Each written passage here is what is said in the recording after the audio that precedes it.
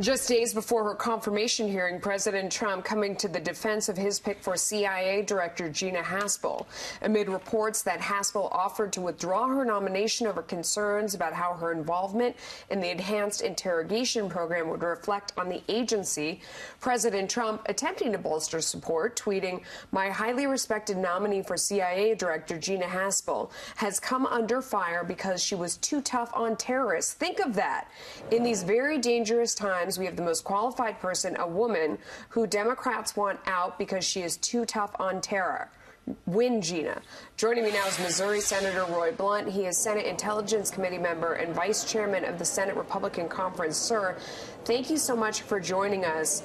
I don't know if you've heard the comments that are opposed to Gina Haspel, saying that this would be the first time the Senate ever approved someone who had an operational role in torture, and that would be a new low for the Senate. How do you respond to that?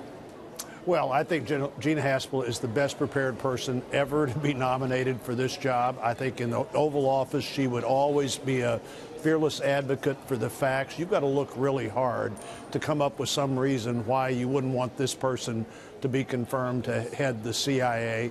Obviously, she's been in that agency for 30 years. She's done many jobs, including acting director now and deputy director before that. She's just perfectly qualified. I think you have to really make things up to come up with a reason why you wouldn't want her to run the agency. Senator, with respect, though, I mean, they're not making that up. They're saying you have to look hard to find something. Well, they object to the fact that she oversaw that black site where they were doing waterboarding, regardless of the fact that it was an approved technique at the time. But that is their reason. How do you respond to that specific charge? Well, I'm not sure how much of her background we'll be able to talk about in the open session. I hope a lot of her background will be able to talk about, because she's done a great job in the agency.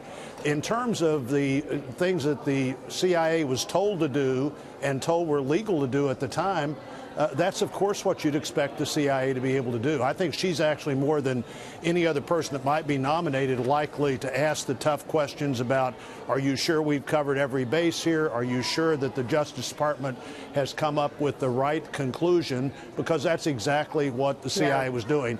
Whether she was personally involved or not, I don't have any reason to believe that. I do know the one thing that she personally did in terms of the tapes was something that she's been totally cleared of. She drafted what she was asked to draft, had no reason to believe that would be the document that her superior would use to destroy those tapes. And there may have very well been good reasons for a superior to decide that there were people involved in that that was the best thing to do. But it didn't go up the chain of command like Gina thought it would. Okay, well, let me, you talk about her also being the person in the room who is going to, check all the boxes and check all the bases no matter what she's being told. Former CIA director on Face the Nation this weekend, Michael Hayden, said this. Gina Haspel is the one woman I want in that room when everyone else will be going into north-south Autobahn and saying, "You're right, boss." Gina Haspel won't. She'll be dedicated. Absolutely not.